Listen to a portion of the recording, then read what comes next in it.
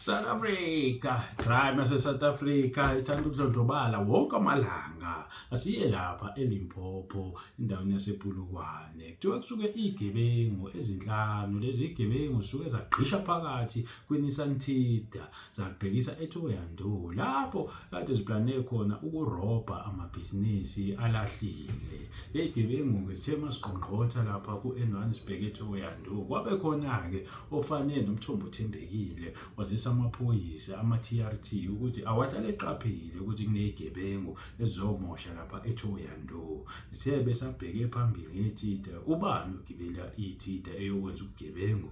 Imoto yakudala kanjena futhi ngiyacabanga ihamba kancane. Kodwa-ke lezi zigebengu behlele emqondweni ukuthi lokho eziyokwenza ikhona eziyokwenza futhi azinandaba. Sithe seyifika edrobheni laseThohoyandou isangena nje kwabe ama-TRT asehlale khona. Abathe befika nje babe belivimba leli Tiida. Bathola-ke lezi zigebengu okwamadoda impela ngoba amathathu akade ehleli ngemuva eBackseat awaseZimbabwe aneminyaka ela ku-33 iya ku-39. Bese kuthi amabili ade ehleli phambili awase-South Africa. Oyedwa-ke kulaba ababili kuyasolakala ukuthi uye umnikazi waleli Tiida.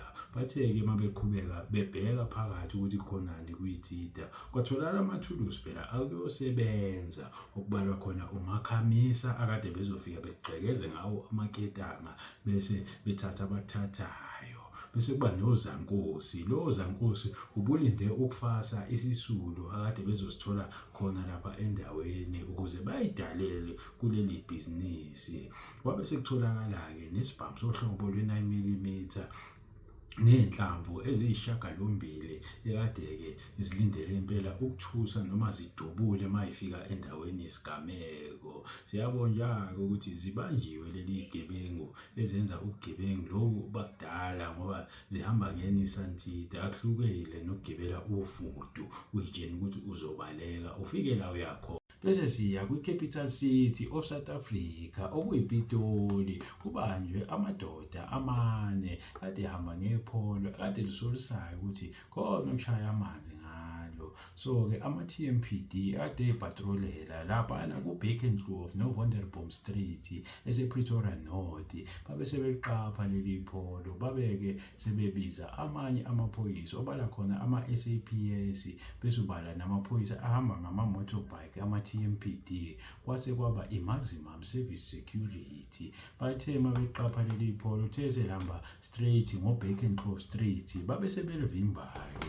Yilapho bethole khona lamadoda amane okutholakala emotweni amathuluzi okugqekeza. Kwabe sekutholakala nezidakamizwa zohlobo le-crystal meth. Kwatholakala nenkuzumalanga yesibhamu yohlobo lwe-revolver. Uyayibona ikhala lide kanjani nakuyima uma wabona lesibhamu ngamehlo ungabaleka uthi galo yephu. Sesiya-ke laphana eWini okuyindawo esekuruleni ngaphansi kwethembisa. Shuthi-ke abantu abathathu obala khona abesimame ababili abaneminyaka eyi-26 bese kuba owesilisa ona-32 bebephuza iy'phuzo zabo laphana ethaveni. Bathe-ke sebebona ukuthi cha sebephuze kahle badicayida ukushenxa beyoqedela udaba lokuphuza endlini erentiwe esezone 4.